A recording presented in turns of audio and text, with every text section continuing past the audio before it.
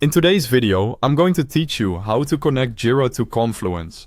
By the end, you'll have your project tracking and documentation working together smoothly, so your team can move faster with less copy-paste and fewer status pings. First, make sure both Jira and Confluence live under the same Atlassian organization, and that you're signing in with the same email account on both. If your Jira and Confluence are on the same Atlassian cloud site, the connection usually happens automatically. A quick tip if you use multiple Atlassian accounts: double check which profile you're logged into, or use a private browser window to avoid account mix-ups.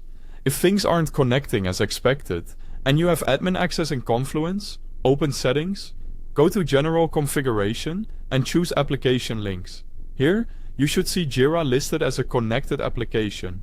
If it's missing, click Create Link, enter your Jira site URL, and follow the prompts. Use the full cloud URL, like https://yoursite/Atlassian.net, to prevent mismatches. If you don't have admin permissions, reach out to your site admin so they can verify or create the link for you. By the way, to make this easier, I've placed the official links to Jira and Confluence at the very top of the description. Use those to sign in or start a cloud trial if you're setting this up for the first time. Next, let's test the connection from within Confluence. Open any page, click Edit, and paste a real Jira issue key, for example, ParoJ101.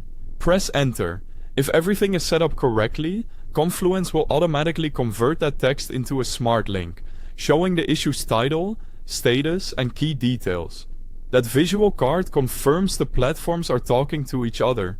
If you want to confirm deeper integration, try the Jira macro inside the editor.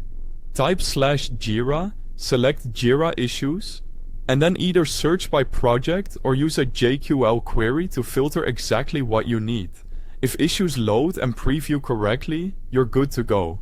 Keep your JQL simple at first, like project equals proj and status not in done, and refine from there. When you're happy with the setup, click Publish.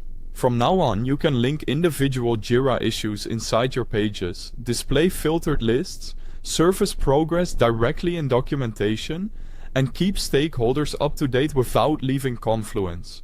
And that's how you connect Jira to Confluence step by step. Once integrated, your documentation and project tracking stay perfectly in sync. Thanks for watching.